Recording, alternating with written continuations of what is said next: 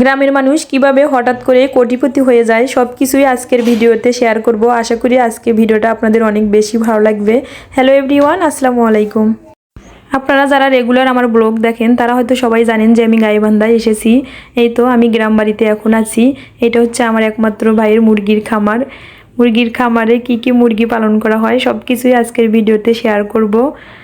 আমার শ্বশুরবাড়ি থেকে আসার পর আমরা ভাইয়ার নতুন বাসায় উঠেছি। গ্রাম বাড়িতে যেহেতু কেউই থাকে না, তাই আজকে আমরা সবাই মিলে গ্রামে এসেছি। একটু গ্রামের এই মুরগির খামারের ভিডিওটা একটু নিব, এই জন্য আসলাম।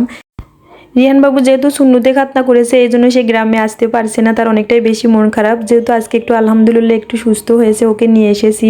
সে ছোটোবেলা থেকে মুরগিকে অনেকটাই বেশি ভয় পায়, তবে এখানকার অনেকগুলো বেশি মুরগি দেখেতে অনেকটাই বেশি খুশি হচ্ছে, তার অনেকটা নাকি বেশি ভালো লাগছে। তবে ওকে মুরগির খামারের বাইরে রেখেছি, ভিতরে আসতে চাচ্ছিল কিন্তু আমি নিয়ে আসিনি।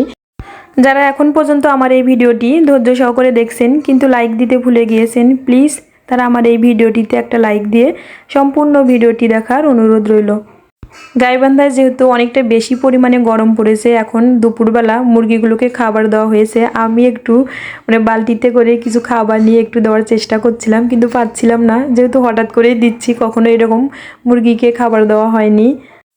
তবে একসঙ্গে এতগুলো মুরগিকে আমি ফার্স্ট টাইম খাবার দিচ্ছি, আগে কখনো এভাবে মুরগিকে আমি খাবার দেইনি। তবে মুরগি আমার অনেকটাই বেশি পছন্দ, তবে আমার থেকে বেশি রিহানের পছন্দ। সে শুধু কষ্ট পাচ্ছে যে খামারের ভিতরে এসে মুরগিগুলোকে ধরতে পারছে না। অন্যান্য সময় ভাইয়ের এই খামারে ব্রয়লার মুরগি পালন করা হয়, তবে ঈদের এই সিজনে প্রথমবার এই কক মুরগিগুলো পালন করছে। কক মুরগি মানে সোনালী জাতের যে মুরগিটা হয়। এই খামারটা যেহেতু গ্রামে চারপাশে খোলামেলা থাকার কারণে দেখেন খামারের ভিতরে কি পরিমাণ রোদ এসেছে। তাছাড়াও গাইবান্ধায় অনেকটা বেশি গরম পড়েছে। খামারের ভিতরে আলো বাতাস প্রবেশ করার জন্য খামারের চারপাশটা নেট দিয়ে তৈরি করা হয়েছে। পুরা খামারটা যেন খামারের ভিতরে সুন্দরভাবে আলো বাতাস প্রবেশ করতে পারে।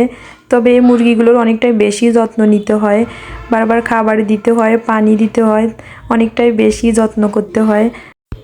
আমাদের এই মুরগির খামারটা কিন্তু অনেকটাই বেশি বড়, ভিডিওতে ওইভাবে বোঝানো যাচ্ছে না।